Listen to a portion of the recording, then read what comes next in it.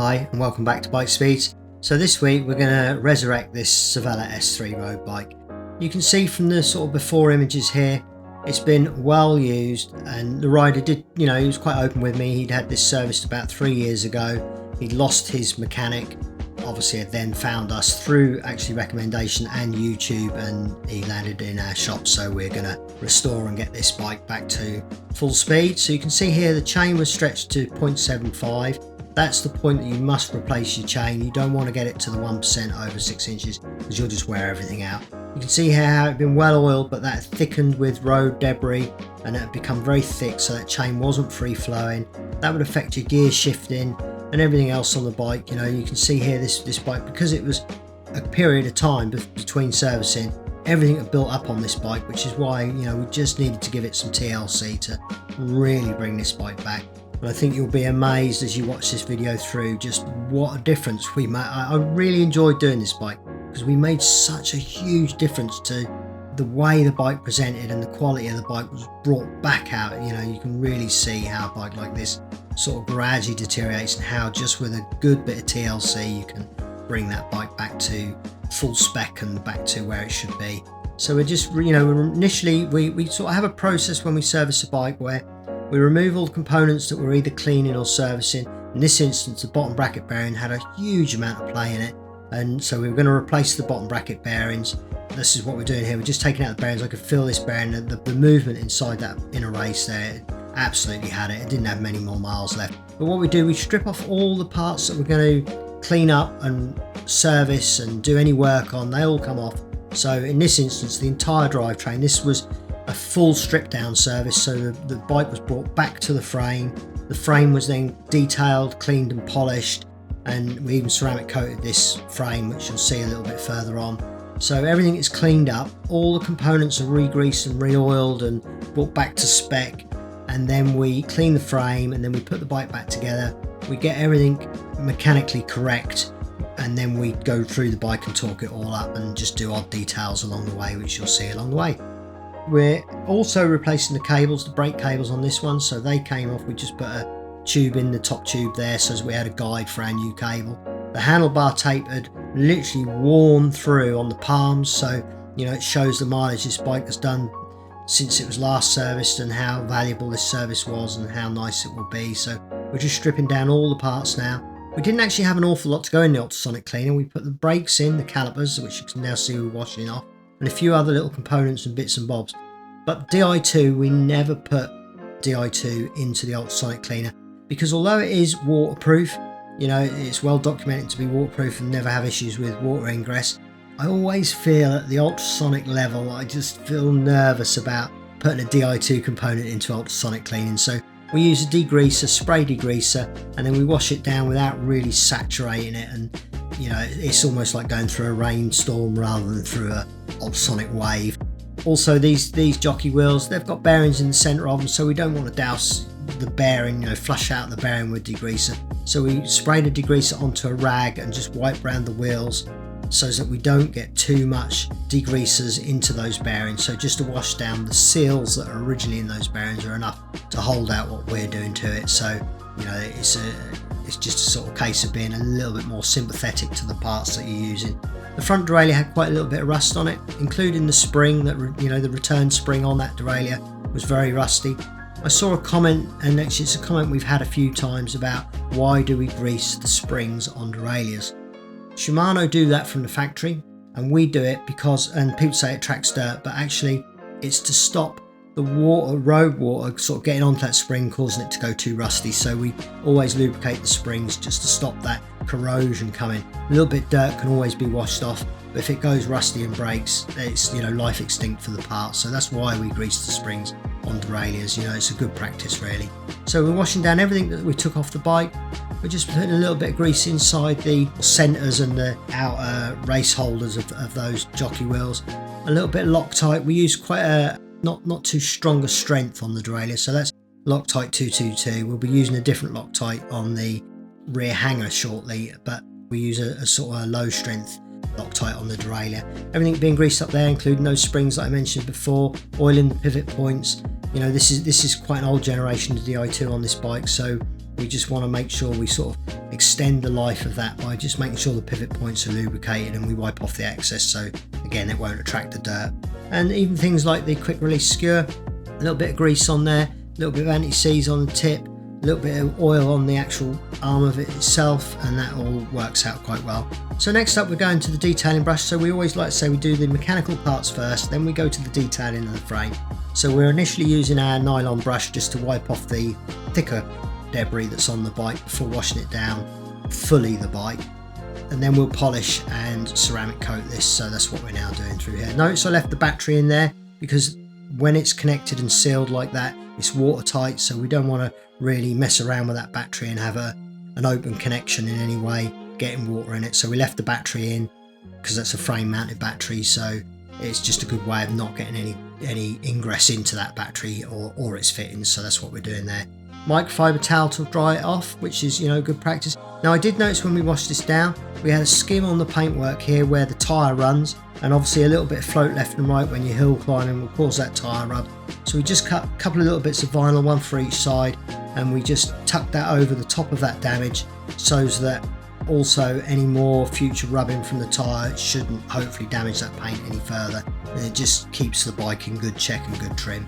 Next up we're using the Auto Glim Resin Polish, so we polished down the frame, and oh my word, this frame absolutely popped. I love painted frames, I love coloured frames myself, and I love high gloss frames. I'm not a fan of matte personally, because when you polish them up, oh my word, they pop out. And look at the reflection on that front there on the forks and the headstock there. It just, oh my word, this bike really came up nice.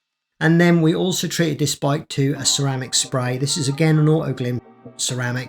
So you spray it on and then you wipe it off with a nice soft microfiber towel. Just spend a little bit of time, make sure you get all the little marks and everything out, and it absolutely gives this bike the real wow factor pop to that reflection. I mean, look at the reflection on that paint there.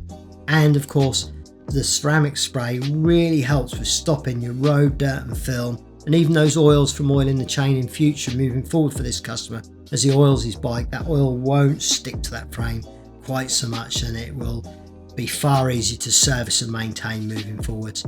And then, so once we've done the frame, so we do the mechanicals, the frame, the detailing of the frame, then we work on the wheels. We're feeling all the spokes, checking everything along the wheel, cleaning up all the rims, doing the tyre work. In this instance, we're replacing the rear tyre, lining up logos, all them sort of things that we normally do that we've shown in other videos, we do on the wheels before we start to put the bike back together.